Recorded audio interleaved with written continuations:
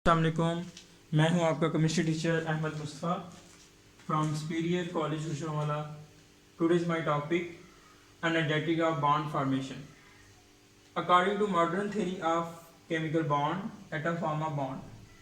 मतलब ये कहते हैं मॉडर्न थ्योरीज ये कहती हैं आपको कि एटम क्या करते हैं, बॉन्ड बनाते हैं और स्टेबल हो जाते हैं। ठीक है, तो आज हम देखेंगे बॉन्ड बनता कैसे है। ठीक है, बॉन्ड किस तरह बनता है और हम देखेंगे। सपोज हमारे पास दो एटम्स हैं, एटम ए और बी। ये हमारे पास दो एटम हैं। ठीक है बेटा, ये हमारे पास एक एटम है और ये बी है। ठीक है, तो हमारे पास दरमियान में क्या होता है, डेंस एरिया न्यूक्लियस। ठीक है, और बाहर वाले शेल में आपके पास क्या होते हैं, इलेक्ट्रॉन्स होते हैं। बाहर वाले शेल में क्या होते हैं, इलेक्ट्रॉन्स। और जब दो एटम्स को अप्रोचेस करवाया जाता है, ठीक है, जब दो एटम को एक दूसरे के करीब लाया जाता है तो कहते हैं two type of force exist in between two atom. दोनों एटम के दरमियान दो टाइप्स की फोर्सेस एक्ट करती हैं। वो कौन कौन सी हैं? पहली है हमारे पास रिपल्सिव फोर्सेस।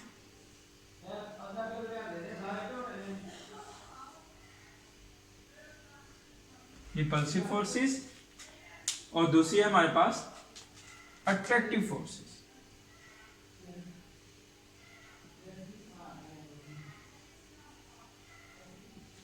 अब रिपल्सिव फोर्सेस कौन सी हैं, कैसे एग्जिस्ट करती हैं, अट्रैक्टिव फोर्सेस कौन सी हैं और कैसे एग्जिस्ट करती हैं। जैसा कि देखें हमारे पास जो रिपल्सिव फोर्सेस है दोनों सेम चार्जेस के दरमियान होंगी, यानी दोनों न्यूक्लियस के दरमियान जो फोर्सेस एक्ट कर रही हैं वो कौन सी हैं, रिपल्सिव फोर्सेस। और दोनों ही इलेक्ट्रॉन्स के दरमियान जो फोर्सेस एक्ट कर रही हैं वो भी कौन सी हैं, अट्रैक्टिव फोर्सेस हैं।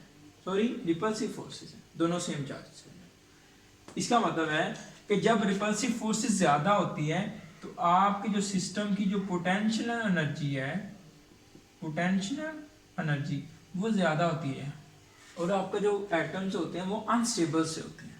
तो एटम को स्टेबल होने के लिए एनर्जी को कम करना पड़ेगा। कैसे कम करेंगे हम देखते हैं।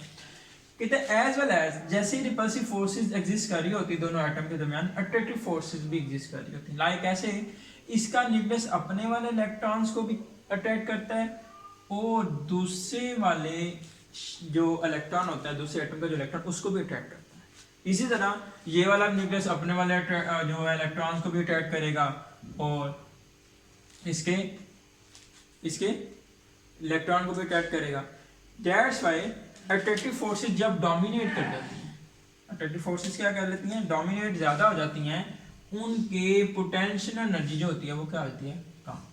जब पोटेंशियल एनर्जी कम हो जाती है आपका जो बॉन्ड है वो बन जाता है। आपका बॉन्ड क्या हो जाता है, बन जाता है, बॉन्ड फॉर्म। ठीक हो गया। और जब बॉन्ड फॉर्म बन जाता है तो आपका जो वो एटम जो है वो क्या होते हैं, स्टेबल स्टेबल हो जाते हैं। ठीक है, अब हम देखते हैं एक एनर्जी डायग्राम की मदद से कि कैसे जो है ये बॉन्ड कैसे बनता है। कि जब दो हाइड्रोजन एटम है आपके पास डायग्राम के अंदर, दोनों हाइड्रोजन एटम को आपने आहिस्ता आहिस्ता क्लोज लेकर आना। तो अगर आप देख रहे हैं कि एनर्जी, ये डायग्राम ये एनर्जी को रिप्रेजेंट कर रहा है कि एनर्जी के लिए जो डायग्राम है ये आहिस्ता आहिस्ता एनर्जी उसकी कम होती जा रही है, कम होती जा रही है, यहाँ तक इन दोनों का दरमियान डिस्टेंस कितना रह जाता है और वो बॉन्ड बन जाता है। इधर 75.4 पिकोमीटर, इतना दोनों के दरमियान इक्विलिब्रियम डिस्टेंस भी से कहते हैं, इंटरन्यूक्लियर डिस्टेंस आ जाता है, उन दोनों के दरमियान बॉन्ड बन जाता है। ठीक है, फोर्स ऑफ अट्रैक्शन क्या होती हैं, वो ज्यादा डोमिनेट कर जाती हैं और रिपल्सिव फोर्सेस क्या होती हैं, एक्सेसिव हो जाती हैं। इधर जब ये बॉन्ड बनता है तो कितनी अमाउंट ऑफ हीट इवॉल्व होती है, इवॉल्व मतलब निकलती है। ये नेगेटिव का साइन ये रिप्रेजेंट कर रहा है 436, आगे लिखा हुआ है 436 के आगे किलो जूल पर मोल। कहता है इसका मतलब ये है कि एक मोल हाइड्रोजन के अगर बॉन्ड बना रहे हैं तो आपको -436 किलो जूल एनर्जी क्या निकलेगी, इवॉल्व होगी। तो मैं कह सकता हूं bond formation is a exothermic process. Bond formation